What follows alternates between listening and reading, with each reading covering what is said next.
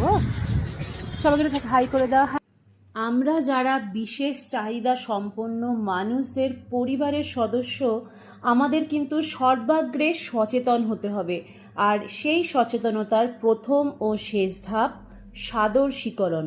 আমার ছেলে বা মেয়ে সে যেমনই হোক, সে আমার একান্ত আদরের। আমি তাকে তার সম্মানের জায়গায় সাদরে বসাবো, অন্তত আপ্রাণ চেষ্টা করে যাব কিভাবে সে আর পাঁচজনের সাথে হাঁটতে, বসতে, ঘুরে বেড়াতে, খাওয়া দাওয়া করতে পারে। আমরা বাবা মায়েরা প্রতিদিন এই চেষ্টাই করে যাচ্ছি। প্রতি বছর এপ্রিল মাস জুড়ে মিছিল, পথসভা, পথনাটক, বিভিন্ন ওয়ার্কশপ, মেডিকেল ক্যাম্প চলে। প্রচণ্ড গরমে রোদের চোখ রাঙানি উপেক্ষা করে অনেক বাবা মা, শিক্ষক শিক্ষিকা, সমাজকর্মীরা এই বিশেষ চাহিদা সম্পন্ন ছেলেমেয়েদের নিয়ে রাস্তায় রাস্তায় নানান কর্মসূচিতে অংশগ্রহণ করেন। কিন্তু এত কিছুর পরেও অটিজম নিয়ে সাধারণ মানুষের সচেতনতার হার আদৌ বাড়ছে কি? নিশ্চিতভাবে বলতে পারি, গত কয়েক বছরে সচেতন মানুষের সংখ্যা বেড়েছে। তার একমাত্র কারণ সম্ভবত আমরা বাবা মায়েরা অনেক বেশি সচেতন হয়েছি। লজ্জায়, ভয়ে, আতঙ্কে ঘরে বন্ধ না থেকে বাইরে বেরিয়েছি। মানুষের শিক্ষার হার যত বাড়বে, মানুষের সচেতনতা একই সাথে বাড়বে। আলাদা করে আর তার কোনো দিনক্ষণ প্রয়োজন নেই।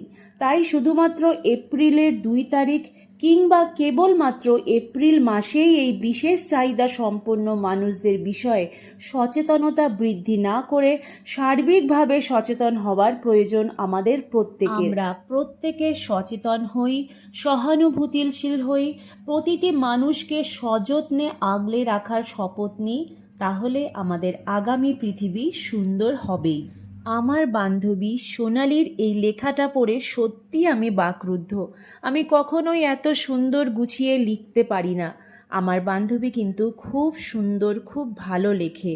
ওর লেখাটাই আজকে আমি তোমাদের পড়ে শোনালাম। আমরা দুজনেই বিশেষ চাহিদা সম্পন্ন শিশুর মা। আমরাই জানি যে প্রতিদিন আমাদের সন্তানদের কত রকম চ্যালেঞ্জের মধ্যে দিয়ে যেতে হয়। বিশ্বব্যাপী প্রায় 75 মিলিয়নের বেশি মানুষ অটিজম স্পেকট্রাম ডিসঅর্ডার বা ASD-তে আক্রান্ত।